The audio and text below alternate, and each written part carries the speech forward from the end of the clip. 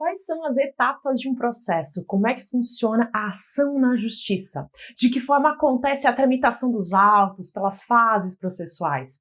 Um processo é uma sequência lógica de atos com a finalidade de pacificar conflitos entre as partes através da aplicação da lei. De forma geral, o processo se inicia quando o autor faz um pedido ao Poder Judiciário solicitando ao juiz a resolução de um conflito com o réu. Mas o desenrolar dos processos nem sempre é o mesmo. Dependendo da área, civil, penal, trabalhista, etc., as fases são completamente distintas. Eu sou Cíntia Brunelli e hoje eu vou trazer quais são as etapas de um processo civil. E eu te convido a se inscrever no canal, porque toda semana eu estou aqui trazendo conteúdos úteis para você. Vamos começar do começo. Por onde é que um processo se inicia? Será que um juiz pode sair por aí, por conta própria, procurando irregularidades para dar início a um processo? Não, de jeito nenhum. O processo precisa começar por iniciativa de uma das partes, que recebe o nome de autor. Aquele que inicia o processo é o autor, e a parte adversária nessa disputa recebe o nome de réu. O autor leva o seu pedido até a justiça através de uma petição inicial. Tudo começa na petição inicial, que é a apresentação do conflito trazida pelo autor. A petição inicial deve conter alguns requisitos, que são basicamente a qualificação dos envolvidos, a narração dos fatos, os fundamentos jurídicos ou o direito que fundamenta a ação e os pedidos do autor. O juiz vai receber essa petição inicial e vai fazer uma análise preliminar para averiguar se os requisitos estão corretamente preenchidos. Depois disso, se estiver tudo certinho, o juiz vai determinar a citação do réu e, dependendo do caso, o agendamento ou não de uma audiência de conciliação. Se não houver uma resolução amigável da lide, através da conciliação, então o réu tem o direito de apresentar contestação, em que ele pode negar os fatos e rebater argumentos, expondo os seus pontos de vista. Aliás, eu já tenho um vídeo aqui no canal sobre contestação, vale a pena assistir quando esse vídeo aqui acabar. O réu pode também propor um pedido a seu favor em uma reconvenção, o que é equivalente a um contra-ataque processual. Pois bem, após o prazo da defesa, o juiz pode pedir que o autor traga réplica, para que o autor possa se manifestar sobre os argumentos apresentados pelo réu na contestação.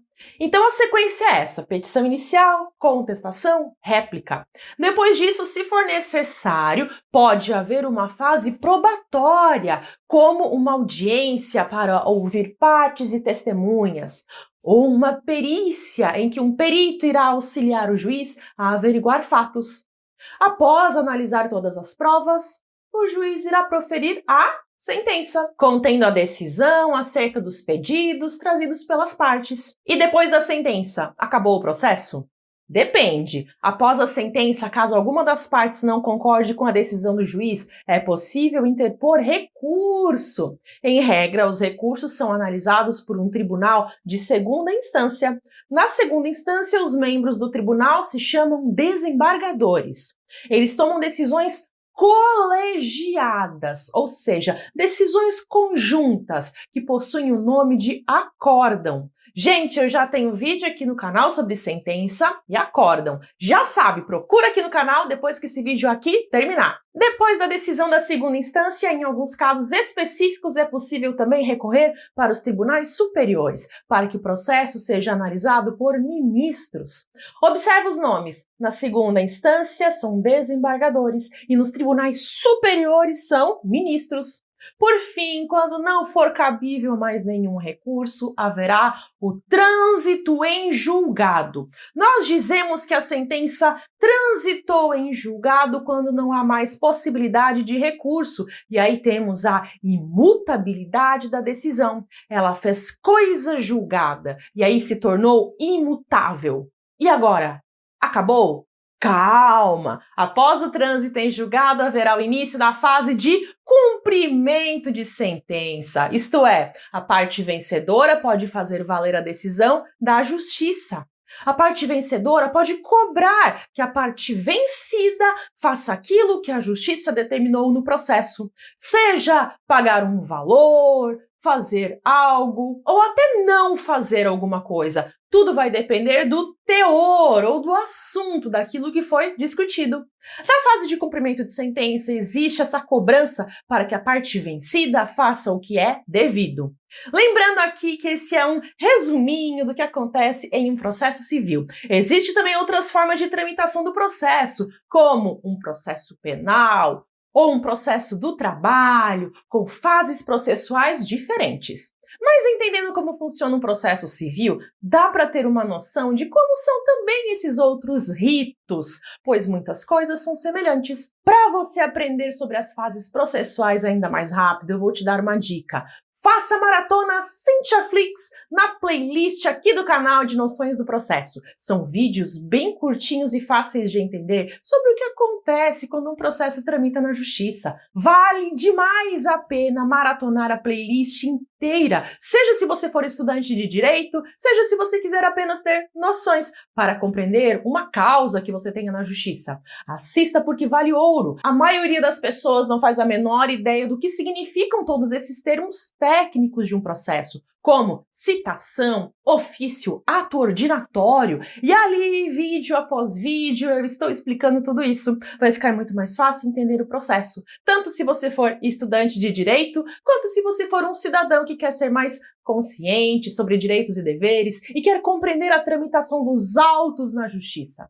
Eu sei que no começo o direito pode parecer meio assustador pela quantidade de assuntos e pelos nomes que são muito diferentes, mas acredite em mim, se você colocar na sua rotina diária o ato de voltar aqui no canal todo dia e assistir alguns vídeos por dia, você vai ver que isso vai fazer uma enorme diferença. Você vai abrir sua mente e expandir seus horizontes, vai entender melhor os processos da justiça, os direitos e deveres e vai acompanhar melhor até mesmo as notícias quando elas envolvem o meio jurídico. Notícias sobre decisões do STF ou STJ, projetos de lei do Congresso Nacional, tudo fica mais fácil de compreender quando você conhece o direito. É um conhecimento que eu sinceramente acredito, de todo o meu coração, que todo mundo deveria ter. Se você concorda comigo, escreve nos comentários.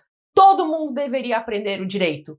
Eu já tenho aqui no canal mais de 400 vídeos gratuitos em diversas playlists sobre vários assuntos do direito e também outros temas interessantes. E eu te garanto que se você maratonar esses vídeos, muita coisa vai se transformar na sua vida e na sua percepção das coisas. Vou deixar aqui a playlist de Noções do Processo para você clicar e assistir. Até!